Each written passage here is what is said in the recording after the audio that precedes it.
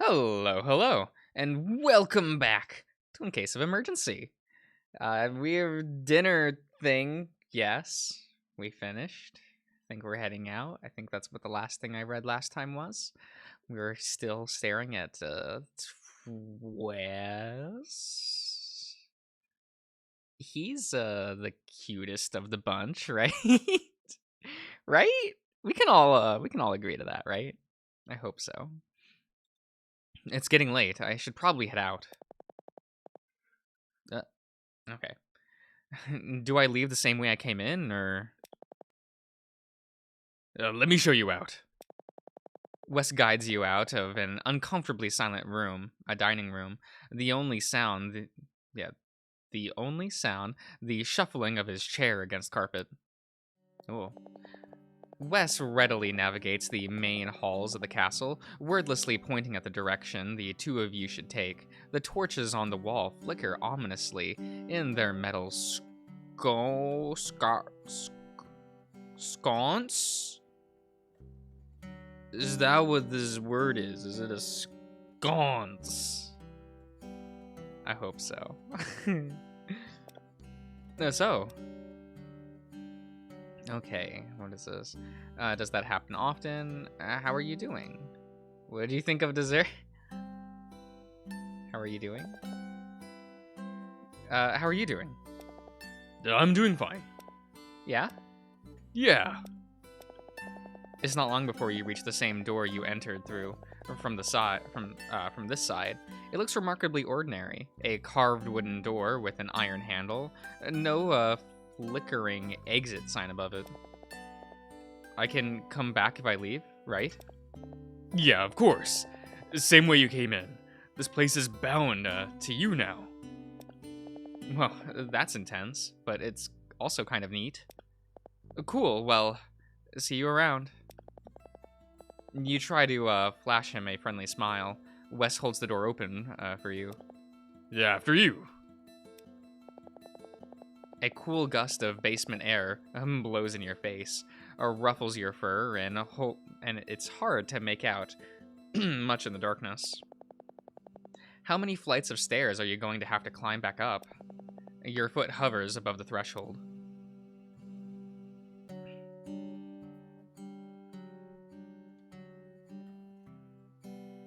Hmm.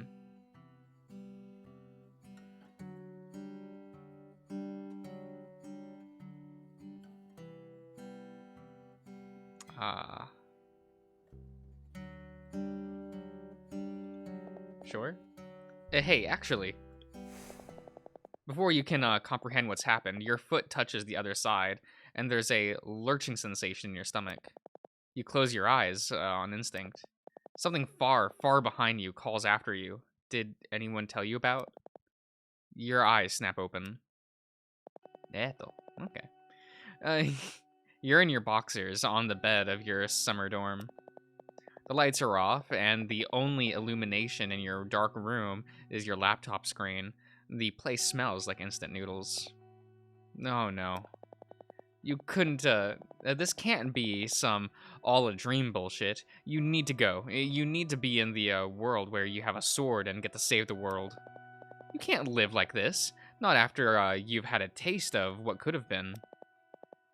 Deep breaths. In hour 4 out of 7. Calm down, nerd. Get a hold of yourself. Wait, do we have proof that was all a dream? Where the hell have you guys been? You were making yourselves pretty scarce. We're always with you. Check out your body. If that was fake, then why do you feel sore? More like, check out those bodies on your laptop. Look at that hot stud.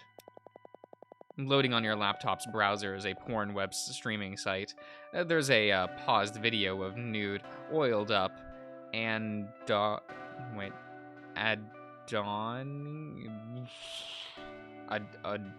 Adoni? No, the plural I suffix replaces words that ends in us. Wrestling each other on the floor, it looks like people have just started grabbing each other's dicks. You've already come this far. Well, since you already have the tabs open, you actually have a sizable number of videos to choose from, each equally as debauched as the last. You flip to the next tab and see if something catches your eye. Then to the next and the next. Naked sculpted bodies and massive cocks flash past your eyes with decreasing comprehensibility. Hot studs and big cocks and college boys flicker into existence for brief moments before disappearing. God, how many of these videos did you have open? It looks like you stopped watching halfway through most of them. Wait. Go back to that one. I saw something good in the recommendation section. Look, anal blowjob masturbation. Muscle huge cock bareback. Amazing. That's literally just a bunch of random words strung together. It's the algorithm using keywords and user data to predict what you're into. That's crazy. Can you imagine if your choice and clicks could be quantified and made into abstract representations of your desires and personhood, shaping the suggestions you would see in the future?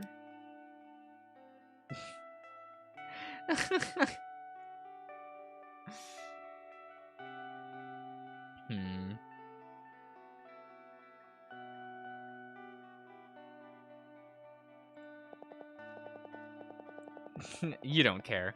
You're here to get off, and whether or not smut peddlers try to cater to your every whim and desire is not your problem. It's not like life is soft. Why should your dick be? Your adventure Sorry, that's an amazing line. Your adventure retracing the path of your horny brain is interrupted by a notification on your phone. It's a message from your sister. No, don't be a Kyrie, no, don't be a child. You usually deserve messages like this, but you're not sure what you've done most recently to warrant it. Why would she send this out of the blue? Oh, sorry, wait. Give me a minute. I just need to turn something down real quick. Okay. Picking up your phone, you scroll through your message history. Apparently, you've been texting for the past half an hour. You don't remember any of this. There's discussion about her upcoming wedding, your summer class, and nothing about magical basements. The last message you sent was about having half queso, half chocolate fountains at each table at the reception. That way people could mix and match sweet and salty at their own receipts. That's a great idea, though. You stand by your choice. That would be cool. You have to watch out for cross-contamination, but maybe the risk would make the whole thing sexier. Of course, none of this is relevant to the fact that you don't actually remember having this conversation. Pretend nothing's wrong. Sorry, forget it. How's the wedding coming along? Planning the reception sounds like a lot of work. It is. There's an awkward moment of silence where neither of you type. You're not sure if you should attempt to stretch out the conversation or wait for a response. Can I count on you to deal with catering? Rick is turning into a real groomzilla, who I'm trying to get him to delegate. No fountains of any kind, please. And no shellfish. Make sure there are vegetarian options. Hip, but not extravagant. People should know that we have money, but not think that we're showing off. Okay, I got it. Okay. Don't set the delivery time too early. The food will get dry. Your phone pings with another notification. You've been added to another chat. Okay, I've got to go. You see that she's typing a reply. Still typing. Impatient, you swipe to the new chat. Hey, you okay? Did anyone warn you about going back?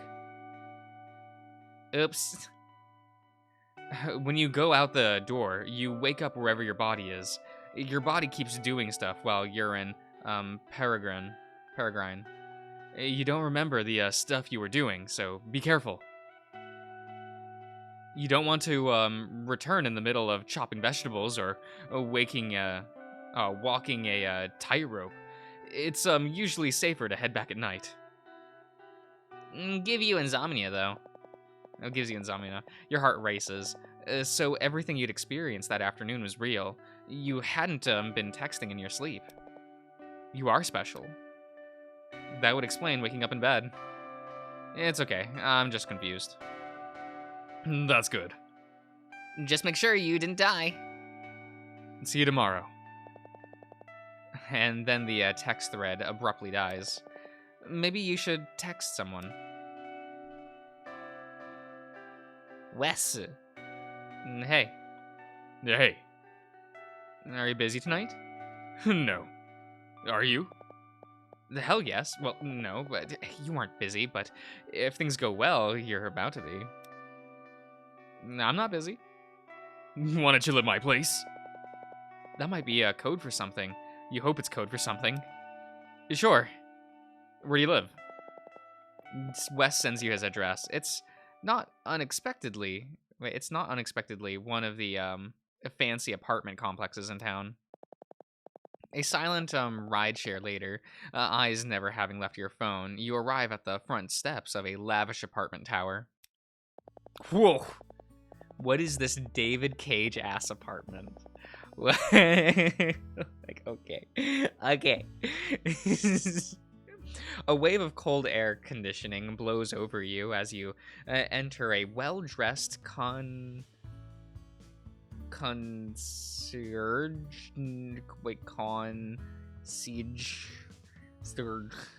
nods to you. The concierge nods to you. That job. Yeah. Okay, so this is the lobby. Okay, this makes more sense. This is not the... Okay. I understand. We're good. The name of the complex, Park Garden Villa, emblazoned in all caps serif font on the wall behind him. Holy crap, this place is practically a hotel. 4 black steel elevator doors await your approach. You feel undressed, like you've shown up to an important interview in a shirt and jeans. Are there supposed to be elevator buttons here? Are you a guest, sir? Yeah, I'm here to see my friend, Wes. Is he even your friend? You're not sure, but he did invite you over. Very good. Mr. Chiron? You're not used to being a mister. Will there be others joining you? I don't think so. The concierge seems to sag with relief before remembering that hospitality workers aren't supposed to express real emotions. With the elevator finally arriving, you step into a tiled floor with a cream and granite design, the smell of antiseptic heavy in the air. There are no floor buttons except for the lobby, courtyard, and lounge, each of which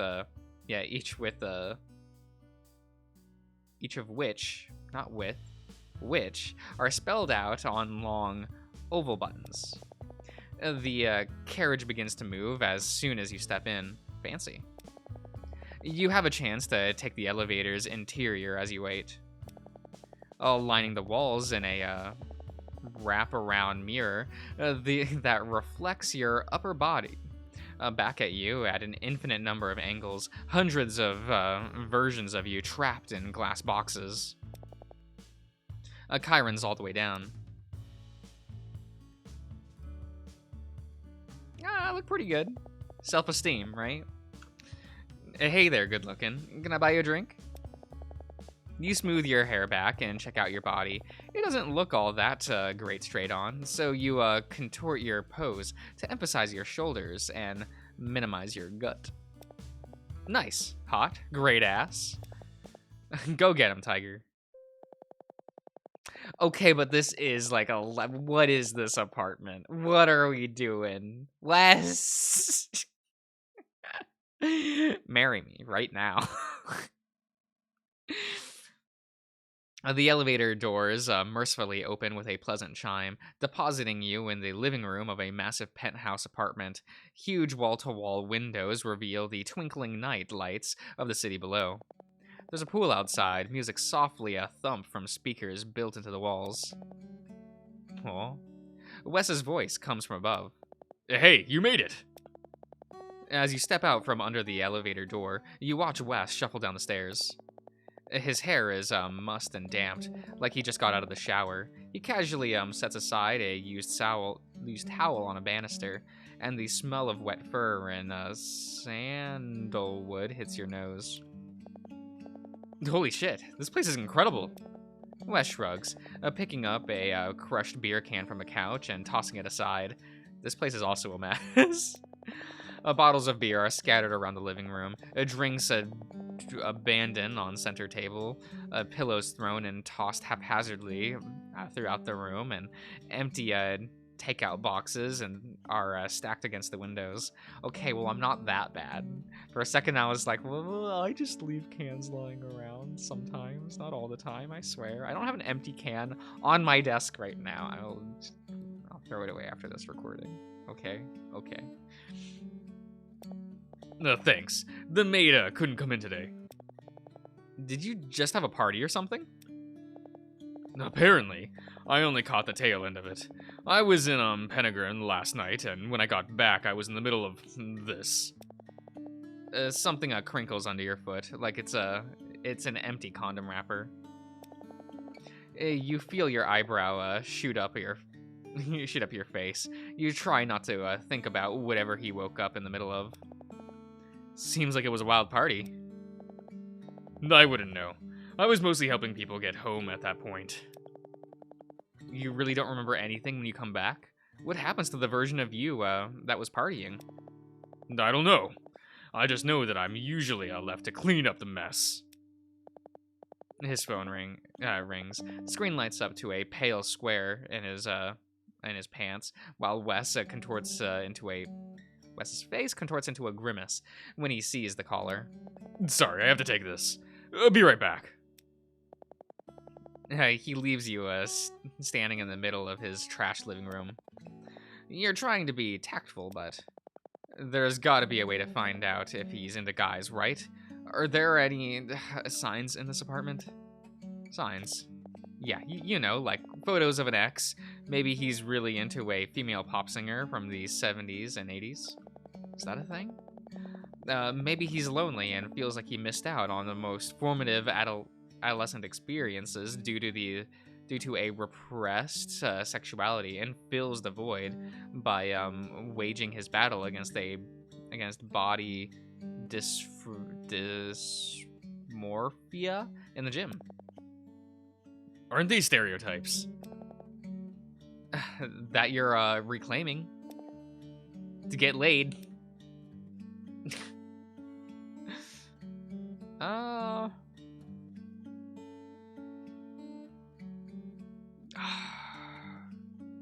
He would have photos. Well, I don't know.